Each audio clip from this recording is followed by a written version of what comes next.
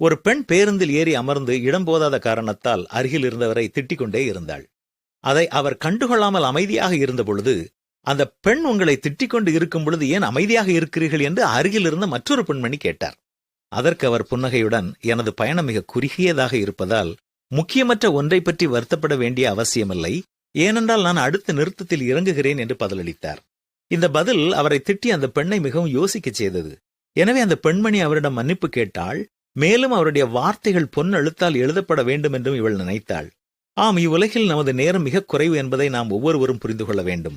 பயனற்ற வாக்குவாதங்கள், பொறாமை, மற்றவர்களை மன்னிக்காதது, அதிருப்தி மற்றும் மோசமான அணுகுமுறைகள் ஆகியவை நம்முடைய நேரத்தையும் சக்தியையும் வீணடிக்கும் ஆபத்தானது. யாராவது உங்களுடைய மனதை காயப்படுத்தினார்களா? யாராவது உங்களை காட்டிக் கொடுத்தார்களா? மிரட்டினார்களா? ஏமாற்றினார்களா? அல்லது அவமானப்படுத்தினார்களா? ஓய்வெடுங்கள், மன அழுத்தத்திற்கு ஆளாகாதீர்கள். ஏனென்றால் நம்முடைய பயணம் மிக குறுகியது. காரணமில்லாமல் யாராவது உங்களை அவமானப்படுத்தினார்களா? உங்களுக்கு பிடிக்காத கருத்தை யாராவது தெரிவித்திருக்கிறார்களா? அமைதியாக இருக்கவும், புறக்கணிக்கவும், மன்னிக்கவும், மறக்கவும் பழகிக் கொள்ளுங்கள். ஏனென்றால் நம்முடைய பயணம் மிக மிக குறுகியது.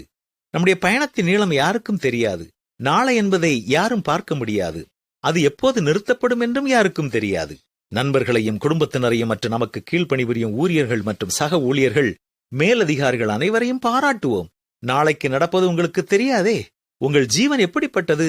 கொஞ்சங்காலம் தோன்றி பிறகு தோன்றாமற் போகிற புகையைப் போல் இருக்கிறதே. குறுகிய காலத்தை மகிழ்வோடு கடந்து செல்வோமா?